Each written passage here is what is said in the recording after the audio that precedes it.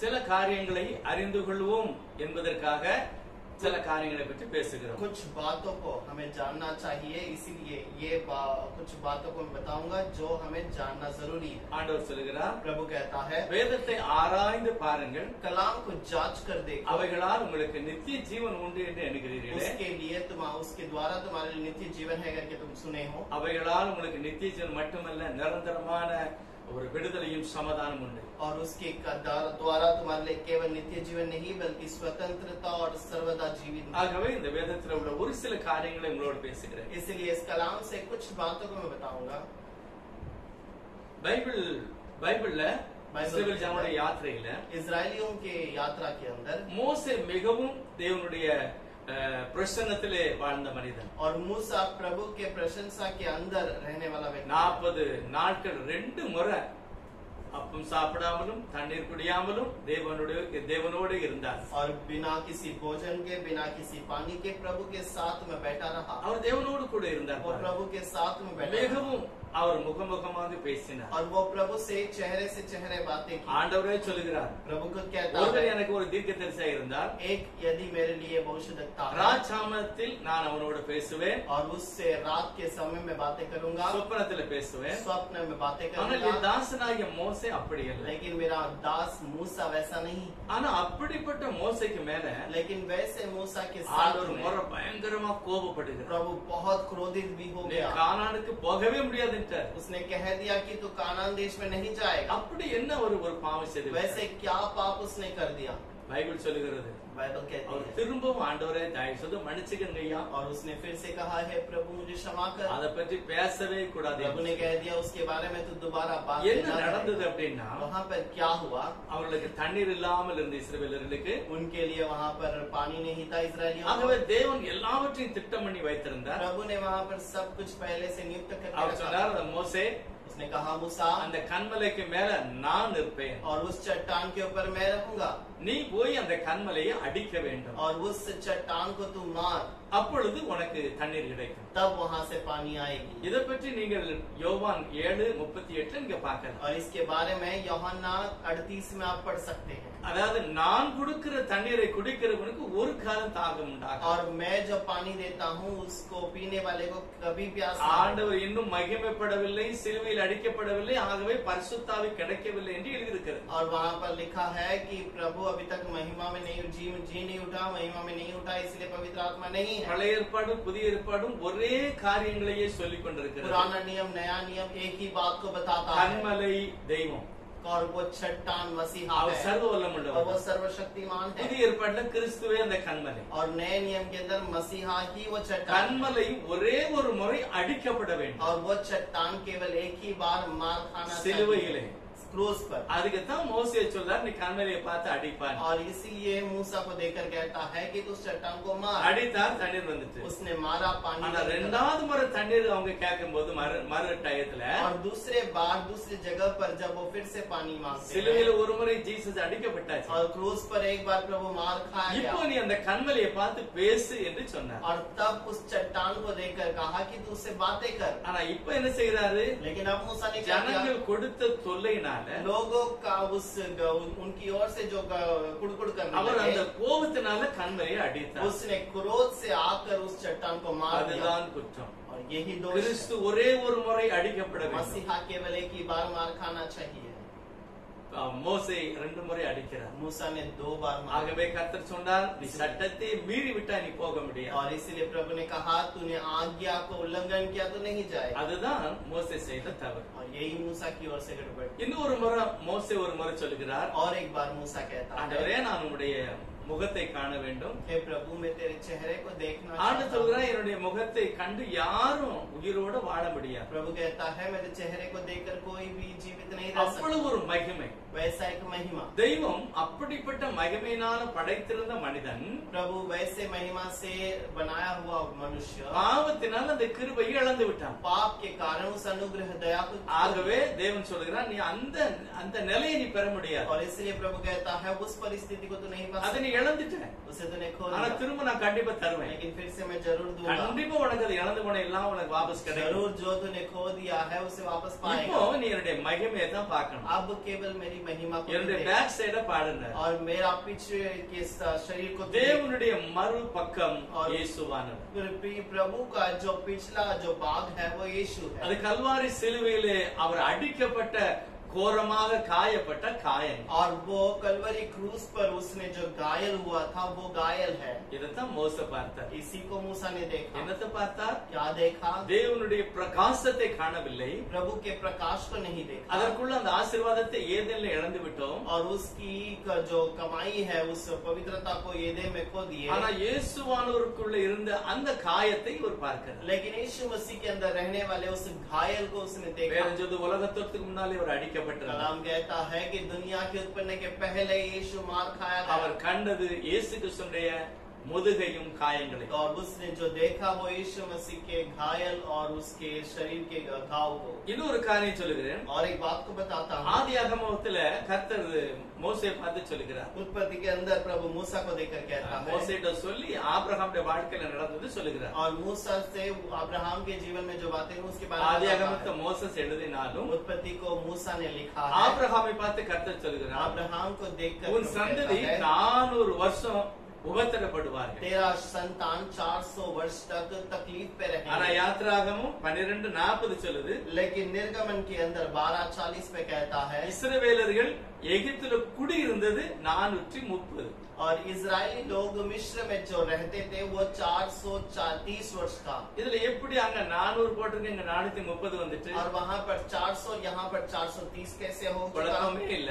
वहाँ पर कोई गड़बड़ी नहीं। ஆண்டவர் சொன்னாரு 400 வருஷம் உபத்திரப்படுவார்கள். और प्रभु ने कहा 400 वर्ष वो तकलीफ सहेंगे। மொத்தம் இருந்தது 430. और वहाँ पर जो समय पे वहाँ थे वो 430 ஆனா वर्ष। 30 வருஷம் தேவனுடைய மனிதனாகிய அந்த யோசேப்புடைய காலம். और वो 30 वर्ष जो है वो यूसुफ उनके संग में वहाँ पर राज्य कर அது रहा था। அடிமைத்தனம் இல்ல. वो गुलामी नहीं थी। ராஜாவுடைய பிள்ளைகளை போல வாழ்ந்தார்கள். वहाँ पर राजाओं के बच्चा के समान वो उन्होंने जीवन ஆகவே बिताया। கர்த்தர் ஆபிரகாம்கிட்ட சொன்னது 400 வருஷம். इसलिए प्रभु ने अब्राहम को जो बताया वो 400 அவங்க वर्ष। அடிமையா இருந்ததும் 400 வருஷம் தான். और वो 400 वर्ष की वहाँ पर गुलामी में थे। இதுல குழப்பத்துக்கு காரியமே இல்ல. इस पे कोई गड़बड़ी की कार्य है ही नहीं। அடுத்து பாத்தீங்கன்னா उसके बाद देखें பெயர்ல மாற்றம். और नाव में बदलावट। பழைய ஏற்பாட்டு காலத்துல சொல்லப்பட்ட தீர்க்கதரிசிகள் சொன்ன பெயர்னால யூதர்கள் தடுமாறினார். और पुराने नियम के अंदर जो नाम उन्होंने बताया गया उस नाम में उनको गड़बड़ी हुई है। நல்லா புரியணும். ठीक से समझना। வசனத்துல சொல்லப்பட்டது ஒண்ணு நிறைவேறது இன்னொன்னு. और वचन में जो बताया गया वो एक बात है, लेकिन जो प्रकटीकरण में दिखावट में होता है वो अलग बात है। மல்கியா 4 சொல்லி இருக்கிறது मलाकी 4 पे कहता है எலியா வருவார். एलिया आएगा। ஆனா லூக்கா 2:34 लेकिन लूक 4:2 के अंदर அந்த எலியாவுடைய ஆவி இருக்கும். ஆனா அவன் யோவான் ஸ்நானகன். और उस 34 वचन पर लिखा है कि वो एलिया का आत्मा रहेगा, लेकिन वो यूहन्ना ஆனா बपतिस्मा। ஜனங்கள் ஏற்றுக்கொள்ள முடியல. लेकिन लोगों ने नहीं எங்களுக்கு स्वीकार किया। யோவான்லாம் தேவையில்ல, எலியா தான் வேணும். हमको यूहन्ना की जरूरत नहीं, हमको एलिया அவனை चाहिए। ஏற்றுக்கொள்ளவே இல்லைன்னு மத்தேயு 17 கர்த்தர் சொல்லுகிறார். और मत्ती का 17 अध्याय में प्रभु कहता है ये यूहन्ना को किसी ने स्वीकार नहीं किया। எப்படி எலியாவாக யோவானை ஏற்றுக்கொள்ளவில்லையோ அப்படியே மேசியாவாக என்னையும் ஏற்றுக்கொள்ள மாட்டார். और जैसे उस एलिया के रूप में यूहन्ना को स्वीकार नहीं किया, वैसे मसीहा के रूप में मुझे भी स्वीकार नहीं किया। ஏனென்றால் ஏசாயா 8வது அதிகாரத்துல எம்மானுவேல் வருவார்னு போட்டிருக்கு. क्योंकि यशाया 8वां अध्याय पर इमैनुअल जन्मेगा करके लिखा हुआ है। ஆனா மத்தேயு 1ல இயேசுன்னு பேர் வைக்கணும்னு சொல்லி, लेकिन मत्ती के पहले अध्याय में यीशु करके नाम रखना है करके कह दिया। பெயர்ல தடுமாட்டம் பாருங்க. नाम के अंदर गड़बड़ी हो गई। எலியான்னு பார்த்தாங்க, வந்தது யோவான் एलिया ஸ்நானகன். का इंतजार कर रहे थे, लेकिन आया यूहन्ना बपतिस्मा। இம்மானுவேல் வருவார்னு நினைச்சாங்க, வந்தது இயேசு கிறிஸ்து. इमैनुअल आएगा करके सोचा, लेकिन आया यीशु मसीह। புரிந்து கொள்ள முடியல, குழப்பத்தில் இருந்தார்கள், அவர்கள் சிலுவையிலே அடித்தார்கள். और वो गड़बड़ी में थे, वो समझ नहीं पाए, उसे क्रूस पर मार दिया। அதே போல மத்தேயு 28:19 मत्ती के अंदर 28-19 பிதா குமாரன் பரிசுத்தாய் நாமத்தில் ஞானஸ்நானம் கொடுன்னு சொன்னார். और पिता पुत्र पवित्र आत्मा के नाम से बपतिस्मा देने के लिए कहा। மார்க்கு சொல்லுகிறது அவருடைய நாமத்தினாலே பாவ மன்னிப்பு, அவருடைய நாமத்தினால அற்புதம், அவருடைய நாமத்தினால அடையாளம். और मार्क की किताब में लिखा है कि उसके नाम से चिन्ह होगा, उसके नाम से पाप का क्षमा होगा, उसके नाम से अद्भुत होगा। விசுவாசம் உள்ளவனாக ஞானஸ்நானம் பெறணும். विश्वास होकर, विश्वासी बनकर बपतिस्मा लो। மார்க் சொல்கிறார். मार्कुस कहता है, லூக்கா 24 लोक 24 में மனம் திரும்புதல், मन फिराओ, பாவ மன்னிப்பு पाप की क्षमा அவருடைய நாமத்தினாலே. उसके नाम से। யோசிங்க. उसकी विचार कीजिए। மத்தேயு 28:19, मत्ती का 28:19, மார்க் 16:16, मार्कुस का 16 अध्याय 16 वचन, லூக்கா 24:46, लोक 24 के अंदर 46। இப்படி எல்லாம் சொல்லிட்டு ये सब बातें कहने के बाद, கடைசில நிறைவேறுகிறது அப்போஸ்தலர் 2:38. और ये बातें कहने के बाद जो परिपूर्ण हुआ वो प्रेरितों के दूसरे अध्याय के अंदर, பரிசுத்த ஆவியானவர் வந்து சொல்கிறார், நீ இயேசு கிறிஸ்து நாமத்திலே ஞானஸ்நானம் பெறணும். मत्ती के उस किताब में कहता है, प्रेरित की किताब में कहता है कि तुम मन फिराकर यीशु के नाम से இது बपतिस्मा ले। குழப்பத்துக்கு ஒண்ணுமே இல்லை. यहाँ पर कोई गड़बड़ी की बात வேதத்தை नहीं। நல்லா ஆராய்ச்சி कलाम பண்ணி को ठीक से पढ़कर பிதா देखिए। குமாரன் பரிசுத்த கூடுன்னு சொன்னாரு. पिता पुत्र पवित्र आत्मा के नाम से देने के लिए விசுவாசம் कहा। உள்ளவனா ஞானஸ்நானம் எடுன்னு சொன்னாரு. विश्वासी होकर बपतिस्मा ले लो करके பாவ कहा। மன்னிப்பு மனம் திரும்புதலும் இயேசுவின் நாமத்திலன்னு சொன்னாரு. पाप का क्षमा और मन फिरावट यीशु के नाम से है ஆனா करके कहा। நிறைவேறினது இயேசு கிறிஸ்து நாமத்திலே. लेकिन परिपूर्ण जब हुआ वो यीशु के नाम से இதுல हुआ। என்ன குழப்பம்? इस पे क्या गड़बड़ है? சீஷர்கள் தவறு செய்தார்களா? क्या शिष्य ने गड़बड़ी की? இல்ல ஆண்டவர் சொன்னார் பரிசுத்தாய் வரும் போதிப்பார்னு சொன்னார், அது நடக்கலையா? क्या प्रभु ने कहा कि पवित्र आत्मा आके तुम्हें सिखाएगा, वो नहीं हुआ? இல்ல தப்பா நடந்துட்டா? क्या गलत हुआ? எவ்வளவு மோசமான ஒரு எண்ணம் பாருங்க. कितना बहुत ही बुरी विचार के बाद ஆண்டவரும் குழப்பல, प्रभु ने भी गड़बड़ नहीं की, ஜனங்களும் குழம்பல. लोगों भी नहीं गड़बड़ नहीं பரிசுத்த किया। ஆவியானவர் தெளிவாய் எழுதி पवित्र வச்சிருக்கார். आत्मा ने ठीक से लिखा है। எலியா வரல, एलिया नहीं आया, யோவான் यूहन्ना बपतिस्मा आया, இம்மானுவேல் வரல, इमैनुअल नहीं आया, இயேசு கிறிஸ்து. यीशु मसीह। பிதா குமாரன் பரிசுத்த ஆவியில ஞானஸ்நானம் கிடையாது. पिता पुत्र पवित्र आत्मा के नाम से बपतिस्मा இயேசு नहीं, கிறிஸ்து நாமத்திலே ஞானஸ்நானம். यीशु के नाम से बपतिस्मा, குழப்பமே கிடையாது. कोई गड़बड़ी नहीं। எப்படி எழுதி இருக்கிறதோ அப்படியே ஏற்றுக்கொள்ளுங்க. और जैसा लिखा है उसे स्वीकार करो। பிதா குமாரன் பரிசுத்த நாமத்திலே ஞானஸ்நானம் கொடுக்க சொன்னது உண்மை. और पिता पुत्र पवित्र आत्मा के नाम से जो कहा गया वो सच ஆனா बात है। யாரும் எடுக்கல, लेकिन किसी ने नहीं लिया, யாரும் கொடுக்கல. किसी ने लिया भी नहीं। அதனால நீங்க எடுக்கவே வேண்டாம், கொடுக்க வேண்டாம். इसलिए आप लेना भी नहीं, देना भी नहीं। பரிசுத்த ஆவியில என்ன சொன்னாரோ அதுக்கு கீழ்ப்படி. पवित्र आत्मा ने जो उन्हें सिखाया उसका पालन करो ஆராய்ந்து முடிவெடுங்க. और उसे जांच कर समझो। அடுத்து ஒரு காரியம், और एक बात है, யோவான் ஸ்நானகன் यूहन्ना बपतिस्मा, அவர் ஒரு பேப்டிசத்தை கொடுத்து உலகத்துல ஒரு காரியத்தை உண்டாக்கினார். और उसने बपतिस्मा देकर एक कार्य को प्रकट ஒரு किया, பெரிய மாறுதலே உண்டாக்கினார். एक बहुत बड़ी बदलावट ले आया। காரணம் பழைய ஏற்பாட்டு காலத்துல और पुराने नियम के समय पर தேவனுடைய தாசர்கள், परमेश्वर के दास, தீர்க்கதரிசிகள் भविष्यद्वक्ता, மயிர் உடையை உடுத்திருந்தார்கள். और वो एक चमड़े के वस्त्र को पहने थे। அது யாரும் அதிகமா உடுத்த वो மாட்டாங்க. कोई अधिक नहीं पहनता। தேவ அபிஷேகம் பெற்ற மனிதர்கள். परमेश्वर के अभिषेक पाए हुए लोग। யோவான் ஸ்நானகன் எலியாவாக வந்து நிற்கிறார். यूहन्ना बपतिस्मा एलिया के रूप அந்த में உடையை आकर போட்டாரு. उस वस्त्र को पहन लिया, இருள் நிறைந்த உலகத்துல முதல் தீர்க்கதரிசியாக பேசுகிறார். और अंधेरे के उस समय पर एक पहला भविष्यद्वक्ता बनकर वो आके प्रचार करता है। மல்கியா புஸ்தகத்துக்கும் யோவான் ஸ்நானனுடைய பிரசங்கத்துக்கும் 450 வருஷம் கேப், இடைவெளி. मलाकी के किताब के बाद यूहन्ना बपतिस्मा की सेवकाई के बीच में 40 वर्ष की गहराई थी। 400 வருஷம் யார்கிட்ட கர்த்தர் பேசல. और 40 वर्ष तक किसी से प्रभु ने बातें नहीं की। முதல் கேப்ரியல் வந்து யோவான் ஸ்நானனுடைய அப்பாட்ட பேசுகிறார். और पहला गैब्रियल आकर यूहन्ना बपतिस्मा के पिता के पास बातें இரண்டாவது करता है। பரிசுத்த மரியான்ட்ட उसके பேசுகிறார். बाद मरियम से बातें करता है। மூணாவது நேரடியாக எலியாவாகிய யோவான் ஸ்நானன் और பேசுகிறார். उसके बाद यूहन्ना बपतिस्मा आके बातें करता है। இதையும் அன்னைக்குள்ள வேதபாரன் பரிசேயன் ஏற்றுக்கொள்ள. और इन बातों को उन दिनों के सदुकी फरीसी ने नहीं सुना। இயேசு எவ்வளவுதான் அற்புதம் செய்தாலும் அடையாளம் செய்தாலும் அவரையும் மேசியாவாக ஏற்றுக்கொள்ளல. और यीशु कितने भी अद्भुत किए, चमत्कार किए, उसको भी मसीहा करके नहीं स्वीकारा। இயேசுவான் ஒரு சுகமாக்கிறதுக்கு வரல, यीशु मसीह चंगाई करने के लिए नहीं आया, செத்தவனை எழுப்பதுக்கு வரல, मरे हुए को जिलाने के लिए नहीं आया, இது குஷ்டரோகியை சுகமாக்க வரல. और कोई कोढ़ के बीमार को चंगा करने के ஆனா लिए नहीं आया। எல்லாருக்கும் புரிவதற்காக இப்படி சில காரியங்களை தான் செய்து தானே சிருஷ்டிகர் என்பதை நிரூபித்தார். और ये सारे कार्य इसीलिए बताया ताकि लोग समझे कि मैं ही वो रचना करने वाला खुदा हूँ। எல்லாம் அது உண்டு, वो सब कुछ है, ஆனா இதுதான் மெயின் இல்ல. लेकिन उस कारण के लिए ही नहीं आया। குற்றமில்லாத நிவாரண பாவ மன்னிப்புக்காக பலியாக வந்தார். और वो निर्दोष के पाप का बलि चढ़ने के लिए आया। அவர்கிட்ட வாக்குவாதம் பண்ணாங்க. उसके पास वागदान நீ बात யாரு? किया।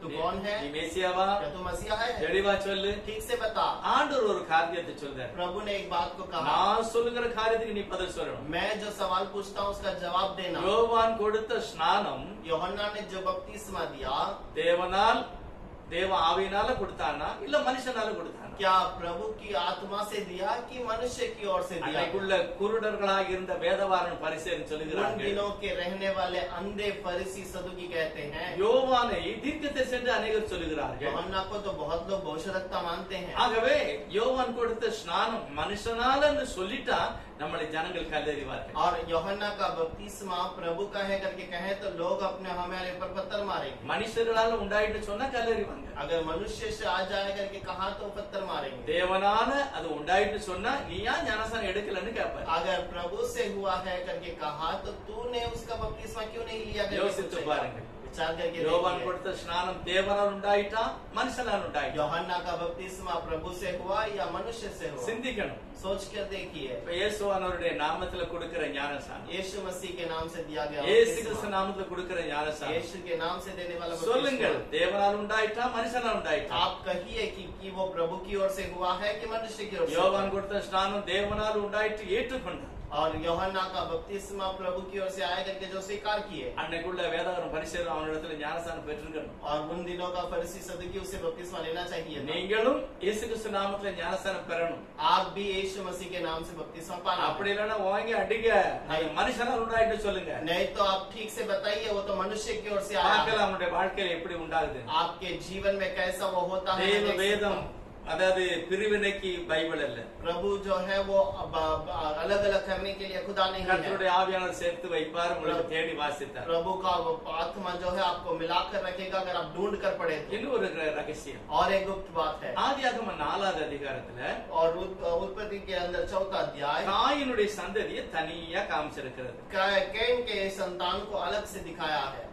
ஆதியாகமம் 5வது அதிகாரத்துல और उत्पत्ति के 5वें अध्याय पर சேத்தினுடைய சந்ததியை தனியா காமிச்சிருக்கிறது. और 5वें अध्याय तक सेत के परिवार को दिखाया இதுக்குள்ள है। பெரிய ரகசியமே இருக்கிறது. इसके अंदर बहुत बड़ी गुप्त बात है। அதெல்லாம் போட்டு குழப்ப வேண்டாம். उसको आपको गड़बड़ में लाने की जरूरत 6வது नहीं। அதிகாரம் சொல்லுகிறது 6 अध्याय कहता है தேவபுத்திரரும் மனுஷபுத்திரரும் தொடர்பாக இருந்தார்கள் என்று. और परमेश्वर के पुत्र और जो इस जगत के पुत्र दोनों मिल गए। உங்களுக்கு தெரியும், आप जानते हैं முதல் ஒரு தேவதூதர்கள் கூட்டம் பாவம் செய்தது. पहला एक स्वर्गदूत का झुंड पाप किया था।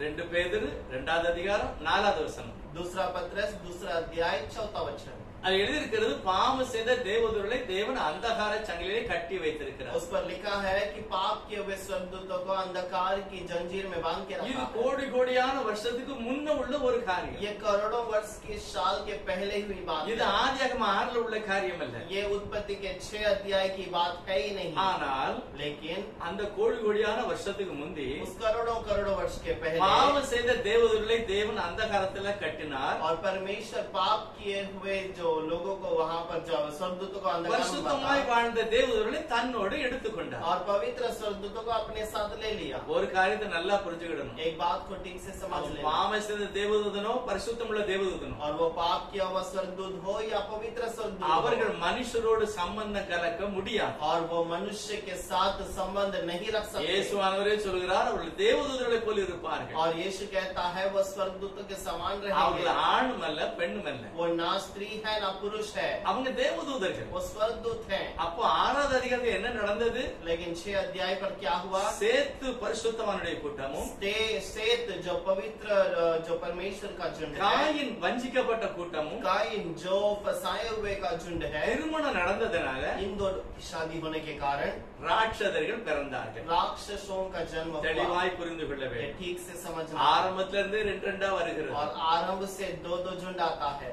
ஆபிரகாமுக்குள்ள 2 சந்ததி, अब्राहम के अंदर 2 संतान, ஆதாமுக்குள்ள 2 சந்ததி. आदम के अंदर 2 संतान। இயேசுவானவர் கூட செய்தியில சொல்லுகிறார். यीशु मसीह भी संदेश में कहता है, மத்தேயு 13வது அதிகாரம், मत्ती का 13वां अध्याय, நான் கோதுமையை விதைத்தேன், मैंने गेहूं को बोया था, ஆனா சீசர்கள் நித்திரை அடைந்த பின்பு, लेकिन जब चेले सो गए, சீசர்கள் நித்திரை அடைந்த பின்பு चेले जब सो गए, சத்துரு களை விதைச்சிட்டான். शत्रु ने वहां पर जंगली बीजों को बो நான் दिया। சொன்ன செய்தி absolutely right. मैंने जो संदेश दिया वो सही था। சீசருடைய காலத்துக்கு பிறகு शिष्यों के सेवकाई के बाद தவறான உபதேசம் சர்ச்சுக்குள்ள வந்தது. गलत उपदेश कलीसिया के अंदर आ இப்ப चुका, ரெண்டாயிட்டு. अब दो हो चुका है। ஒன்னு வஞ்சிக்கப்பட்ட கூட்டம், एक फसाया हुआ झुंड, ஒன்னு தேவனால் நடப்பது. एक प्रभु की ओर से चलने वाला झुंड। ரெண்டா மாறிட்டு. दो में बदल गया। ஜாக்கிரதை. ध्यान से रहो। தேவன் நம்மளை சந்திக்க வருகிறார். परमेश्वर हमसे मुलाकात करने மகிமையான जाता है। பிள்ளைகளாய் நாம் இருக்க வேண்டும். महिमा के बच्चे बनकर हम रहे। अच्छा, அடுத்து சுவிசேஷ ஊழியத்தை பற்றி பேச போகிறோம். और अगले सुसमाचार की सेवकाई के बारे में देखेंगे। சுவிசேஷம் எங்கெல்லாம் நடக்கிறது? सुसमाचार कहाँ-कहाँ होता சினிமா है? காரங்களுக்கு மத்தியில, सिनेमा करने वालों के बीच में, குஷ்டரோகிகளுக்கு மத்தியில, कोड़ों के बीच में, ஹாஸ்பிடல்ல, हॉस्पिटल में, ஜெயில்ல, जेल में। ஆனா எல்லா இடங்களிலுமே அற்புதம் நடக்கிறது. लेकिन सब जगह पर अद्भुत भी होता है। கொலைகாரர்கள் மனம் திரும்பி ஆண்டவருடைய நாமத்துக்கு மகிமையா வாழ்கிறார். जो खून करने वाले मन फिराकर प्रभु के बच्चे बन जाते हैं। மரண தருவாயில் இருந்தவர்கள் ரட்சிக்கப்பட்டு சுகமடைந்து ஆண்டவருடைய ரட்சிப்பை அனுபவிக்கிறார். मरण के समय पर रहने वाले लोग उद्धार पाकर प्रभु को स्वीकार कर मन फिराकर आते हैं। குஷ்டரோகிகள் ரட்சிக்கப்பட்டு மனம் திரும்புகிறார்கள். कोड़ के लोग मन फिराकर प्रभु के पास आते हैं। சினிமாக்காரர்கள் ரட்சிக்கப்பட்டு எல்லாம் அந்த வேலையே விட்டுட்டு மகிமையாய் வாழுகிறார். और सिनेमा के लोग उसे छोड़कर महिमा की कार्य करने के लिए प्रभु के पास आते இதெல்லாம் हैं। சாட்சிதான். ये सब गवाही है। ஒரு சிலர் लेकिन कुछ இந்த हैं சினிமாக்காக ஆசீர்வாதத்துக்கு ஜெபிக்கிறார்கள். और सिनेमा के आशीष के लिए प्रार्थना करते हैं அவர் கொடுக்கிற தொகையை வாங்குகிறார். और उनकी ओर से दिए गए उन चीजों को ले लेते हैं அப்புறம் அவர்களையே வைத்து இவர்கள் நடிக்கிறார்கள். और उन लोगों को ही रख के ये लोग उनके साथ में वो लोग सिनेमा में रहते हैं। கூடையும் நடிக்கிறாங்க. उनके साथ में भी वो लोग सिनेमा அங்க में ஒரு आ जाते हैं। மாறுதல் உண்டாகல. वहाँ पर कोई बदलावट नहीं हुआ। திரும்ப என்ன நடக்கு? फिर क्या हुआ? செய்தியும் சினிமாவும் சேர்ந்து ஓடுகிறது. और संदेश और सिनेमा दोनों साथ में चलते हैं। ஜாக்கிரதையாக இருப்போம். आप ध्यान से रहेंगे। தேவன் மறு ரூபத்தை விரும்புகிறார். प्रभु रूपांतर को चाहता நம்முடைய है। செய்தி அநேகரை மறுரூபப்படுத்த हमारा संदेश बहुतों को रूपांतर நம்முடைய करना चाहिए। தவறான வேலையை விட்டுட்டு நல்ல வேலை செய்ய வேண்டும். हम गलत काम को छोड़कर अच्छे काम करने चाहिए। நாமும் கூட சேர்ந்து நடிச்சு, நாமும் கூட சேர்ந்து அவங்களை நடிக்க வச்சு செய்தி கொடுத்தா அதை விட ஒரு ஆசீர்வாதம் இல்லை. और हम भी साथ में रहकर उनके साथ में सिनेमा करें तो वो अच्छी बात नहीं है। வசனம் கிரியை செய்யும். वचन कार्य करेगा। நீங்க களவாண்டு விதைச்சாலும் விதை முளைக்கும். आप चोरी करके बीज को बोएंगे तो भी वो बीज उगेगा। அது தேவ சட்டம். वो प्रभु का नियम அந்த है। மாதிரி வசனத்தை யார் பேசினாலும் வசன கிரியை செய்யும். और वचन को कोई भी बात करे तो वो वचन कार्य करेगा। தேவ சித்தப்படி பேசும், ஆசீர்வதிக்கப்படுவோம். प्रभु की मर्जी से रहेंगे, आशीषित पाएंगे। இன்னொன்னு யோவான் 8:3 சொல்கிறது, यूहन्ना 8:3 में कहता है, சத்தியத்தை அறிவீர்கள், சத்தியம் உங்களை விடுதலையாக்கும். सत्य को जानोगे, सत्य तुम्हें छुटकारा देगा। சத்தியம் என்றால் என்ன? सत्य का मतलब क्या? சத்தியம் என்றால் सत्य का मतलब நல்லா நம்ம புரியணும். हमें ठीक से समझना है। தெய்வம் ஒருவரே சத்தியம். प्रभु केवल एक ही है जो सत्य है। சத்தியம் என்றால் எப்பவும் எப்போது போல இருக்கிறது. और सत्यम का मतलब हमेशा एक समान அது रहना। பொய் அல்ல, அது உண்மை. वो झूठ नहीं, वो सच है। உலகத்தில் உள்ள எல்லாம் தோன்றி மறைந்து போகிறது. और दुनिया में सारी चीजें उत्पन्न होता है वैसे नाश हो जाता है। சிருஷ்டிக்கப்பட்டதெல்லாம் அழிக்கப்பட போகிறது. और जो सृष्टि किया गया सब कुछ नाश होने वाला है। அதிகமான மனிதர்கள் கூட காணப்படுவார்கள், காணாம போய்விடுவார்கள். और बहुत सारे मनुष्य दिखाई देंगे फिर अनदिखा ஆனா देंगे। தேவன் சத்தியபரர். लेकिन प्रभु सत्य அவர் அப்படியே இருப்பார். वो वैसे ही रहेगा। ஆகவேதான் வேதம் சொல்கிறது, इसलिए कलाम நீங்கள் कहता है, சத்தியத்தை அறிவீர்கள். तुम सत्य को जानोगे। அப்படி என்றால் சிருஷ்டிகரை நீ உணர்ந்து கொள்ளுவாய். इसका मतलब तू सृष्टिकर्ता को देखेगा। இயேசுவை நீ புரிந்து கொள்ளுவாய். यीशु को तू समझेगा। அவர் கொடுக்கிற ரட்சிப்பை நீ அனுபவிப்பாய். और उसका अनुभव को तू करेगा। அவர் உன்னை விடுதலையாக்கும். वो तुझे छुटकारा देगा। இதுதான் சத்தியத்தை அறிவீர்கள், சத்தியம் உங்களை விடுதலையாக்கும். और यही सत्य को तुम जानोगे, सत्य तुम्हें छुटकारा देगा। சத்தியம் என்றால் தோன்றி மறைகிறதில்ல, அழியாதது. அது தெய்வம் ஒருவரே, அவர் இயேசு கிறிஸ்துவே சொல்லுகிறார். और वो सत्य का मतलब वो नाश नहीं होने वाला, हमेशा एक समान रहेगा। वो केवल यीशु को ही ஆண்டவரே சொல்றார், நானே வழியும் சத்தியம் ஜீவனுமா இருக்கிறேன். यीशु खुद कह दिया, मैं ही रास्ता सत्य और जीवन हूँ। அடுத்த ஒரு வசனம் 8வது அதிகாரம் 36வது வசனம், 8वां अध्याय का 36वां वचन, குமாரன் உங்களை விடுதலையாக்கினால் மெய்யாகவே விடுதலையாவீர்கள். पुत्र ने तुम्हें छुटकारा दिया तो वो सच्चाई का छुटकारा பைபிள் होगा। சொல்லுகிறது, बाइबल कहती है, தேவன் மனிதனாக பிறந்தார். प्रभु मनुष्य के रूप में जन्म लिया। 1 தீமோத்தேயு 3:16, पहले तीमोथी का தேவ किताब, பக்திக்குரிய ரகசியம் மகா மேன்மையுள்ளது. परमेश्वर का भक्ति का वेद बहुत ही தேவன் गंभीर है। மனுஷனாக வந்தார். प्रभु खुद मनुष्य में जन्म लिया। இந்த மனித குமாரனுடைய பலியினால தான் எனக்கு விடுதலை. और ये मनुष्य के जन्म के कारण ही तुम्हें छुटकारा है। பாவ மன்னிப்பு வேற உங்களுக்கு எங்கேயுமே கிடைக்காது. पाप का क्षमा आपको कहीं और नहीं मिलेगा। பரிசுத்தாவின் நிறைவை பெற்ற பேதுரு சொல்லுகிறார், पवित्र आत्मा भरा हुआ पतरस कहता है, அவருடைய நாமமே அல்லாம வேறொரு நாமம் கட்டளையிடப்படவில்லை. और उसके नाम को छोड़कर और कोई नाम दिया नहीं गया। வானத்தின் கீழே பூமி எங்கு இருக்கிற ஜனங்களுக்கு, और आकाश के ऊपर और पृथ्वी के सारे लोगों के இயேசு लिए கிறிஸ்துவின் நாமமே அல்லாமல் வேற நாமமே கிடையாது. यीशु के नाम को छोड़कर और कोई नाम नहीं। யார் அது? कौन है? மனித குமாரனாக, मनुष्य के पुत्र, தெய்வ குமாரனாக, परमेश्वर के दाऊद रूप में, कुमारनाக, दाऊद के रूप में வெளிப்பட்ட சர்வ வல்லமுள்ள ஆண்டவர். और प्रकाशित किया हुआ केवल एक ही नाम। ஆகவே பாவ மன்னிப்புக்கு इसलिए पाप के क्षमा के பலி लिए செல்லாது, बलि काम உங்க नहीं காணிக்கை करेगा, செய்யாது, तुम्हारा दान काम ஒரு नहीं உபவாசம் करेगा, செய்யாது, तुम्हारा उपवास உங்களுடைய काम नहीं புண்ணிய करेगा, யாத்திரை ஒண்ணுமே செய்யாது. तुम्हारा पुण्य यात्रा कुछ नहीं करेगा। இயேசு கிறிஸ்துவின் ரத்தம் உங்களுடைய பாவங்களை நீக்கும். यीशु मसीह का लहू तुम्हारे पाप को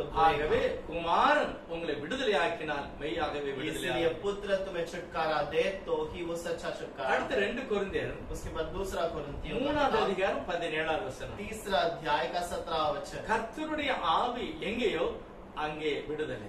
परमेश्वर का आत्मा जहाँ पर है वहाँ पर छुटकारा அதை है। நல்லா புரிந்து கொள்ள इसे வேண்டும். ठीक से समझना है। பவுல் பரிசுத்தாவில நிரப்பி அவர் எழுதுகிறார். पौलुस पवित्र आत्मा में भरकर कहता है, அதாவது கர்த்தருடைய ஆவி எங்க இருக்கோ அங்க கண்டிப்பா சுகம் உண்டு, விடுதலை உண்டு, ஆறுதல் உண்டு, और जहाँ पर परमेश्वर की आत्मा है वहाँ पर छुटकारा है और चंगाई है, ரட்சிப்பு உண்டு, उद्धार है, சகல ஆசீர்வாதமும் உண்டு. सारा आशीष भी है। அது நிச்சயம், वो जरूर है, அது மாறாது. वो नहीं बदलेगा। ஆகவே அனைவருடைய நோட்டீஸ்ல கூட அடிப்பாங்க. इसलिए बहुत सारे लोग नोटिस में लिखते हैं, என்ன சொல்லுவாங்க? क्या कहते हैं? கர்த்தருடைய ஆவி எங்கேயோ அங்க விடுதலை. जहाँ प्रभु की आत्मा है वहाँ पर छुटकारा है। பாருங்கள், தீராத வேதனை வியாதி மாறும்.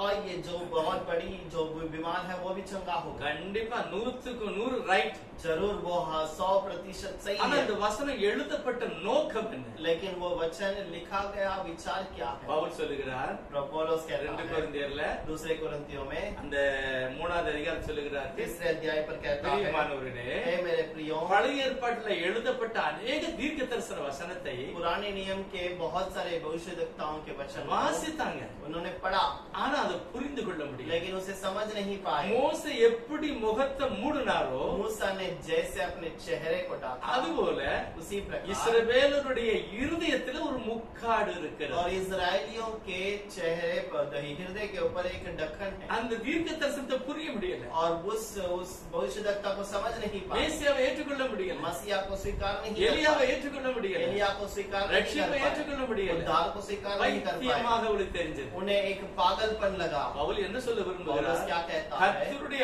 ஆவி எங்க இருக்குதோ जहाँ पर प्रभु की आत्मा है அவங்களுக்கு பரிசுத்த வேதாகமும் புரியும் என்று சொல்லுகிறார். वहाँ उन लोगों को पवित्र कलाम भी समझ आएगी।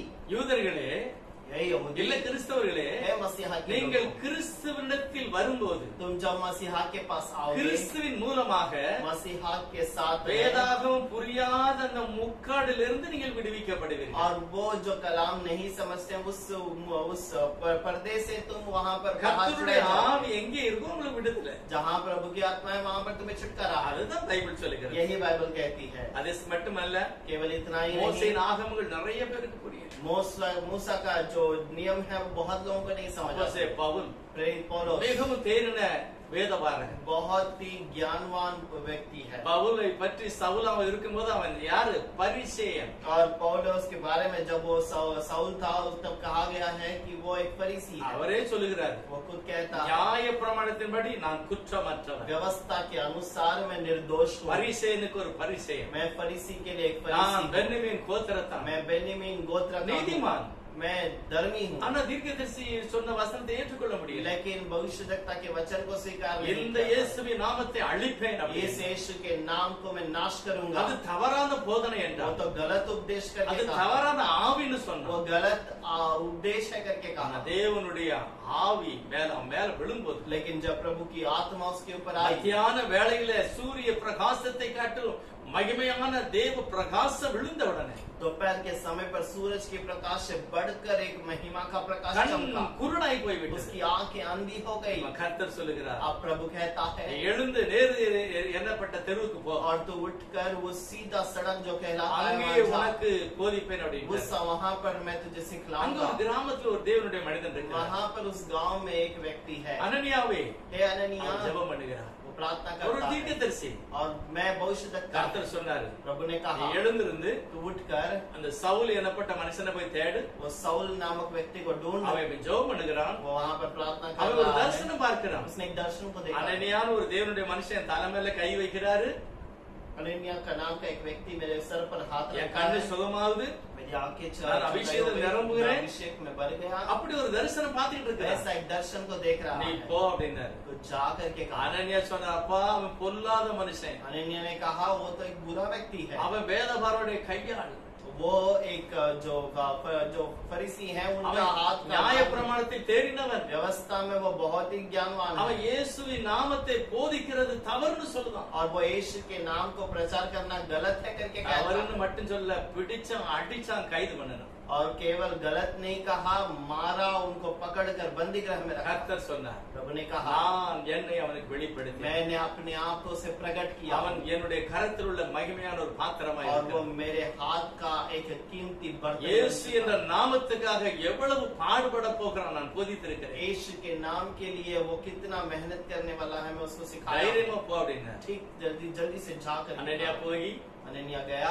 சகோதரனாகிய சவுலே, हे मेरे भाई सौल, வழியிலே உன்னை சந்தித்த கர்த்தராகிய இயேசுவை அனுப்பினார். और रास्ते में जिसने तुझसे मुलाकात किया उस यीशु ने मुझे भेजा है। நீ எழுந்திரு என்று சொல்லி அவர் மேல ஜெபம் போது கண்ணில இருந்து மீன் சதில் விழுந்தது.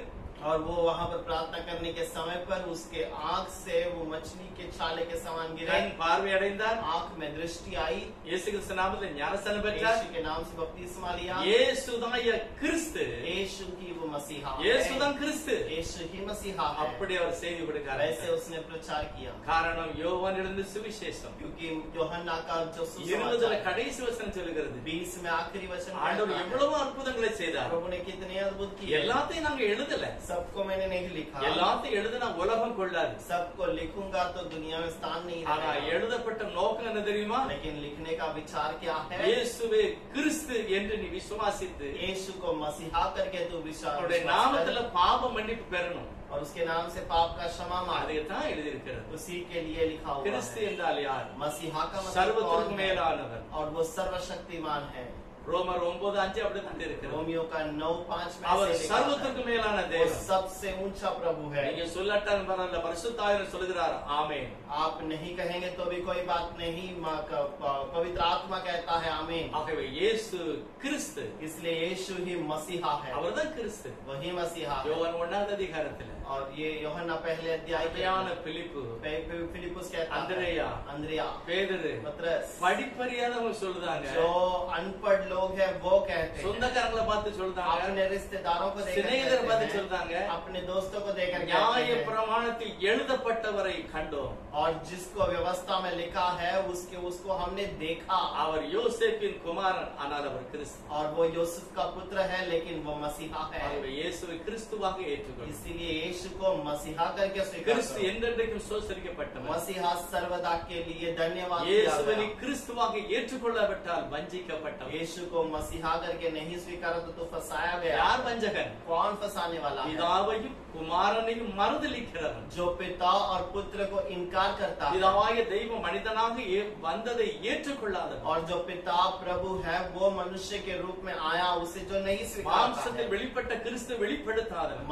मांस में जो मसीहा प्रकट हुआ उसे स्वीकार नहीं करने அவர் वाला கிறிஸ்து. वो मसीहा है। கிறிஸ்துவை ஆசீர்வதிப்பார். मसीहा में आशीष வேதம் करेगा। முழுவதும் கிறிஸ்துவின் மகிமையே நாம் பார்க்கலாம். कलाम पूरा मसीहा के बारे में बातें करता है। அப்போஸ்தலர்கள் தீர்க்கதரிசி எல்லாரும் கிறிஸ்துவை பற்றியே போதித்தார்கள். प्रेरितों के किताब में सब लोग उसी मसीहा के बारे में வேதத்திலே बातें நாம் करते हैं। வாசித்து தியானிப்போம், கிறிஸ்து உங்களுக்கு வெளிப்படுவார். आप कलाम को पढ़कर ध्यान कीजिए, मसीहा आपको प्रकट கர்த்தர் होगा। உங்களை ஆசீர்வதிப்பார். प्रभु आपको आशीष करे। மகிமையானவரே ஸ்தோத்திரம். महिमा के प्रभु ஒரு சில धन्यवाद। வார்த்தைகளை நாங்கள் பேசினோம். उन बातों को हमने बताया है அநேகருக்கு அது प्रभु। புரிந்து கொள்ளட்டும். बहुत लोग इसे समझ ले। மிகவும் முக்கியமானது, बहुत ही मुख्य बात, இயேசு மரியாளுடைய மகனாக மட்டுமல்ல, यीशु केवल मरियम का पुत्र बनकर नहीं, உலக பிரகாரமா மரியாளுடைய மகனா இருந்தாலும் दुनिया के रीति पे मरियम का पुत्र அவர் होने पर சர்வத்திற்கு மேலான वो தேவன். सर्वशक्तिमान அவர் प्रभु கிறிஸ்து. है, वो मसीहा है। கர்த்தர் அப்படிப்பட்ட மகிமையான நம்பிக்கையை கொடுத்து ஆசீர்வதிப்பார். वैसे महिमा का विश्वास को दीजिए। இயேசு கிறிஸ்துவின் நாமத்தில் பிதாவே. यीशु के नाम से मांगते हैं पिता।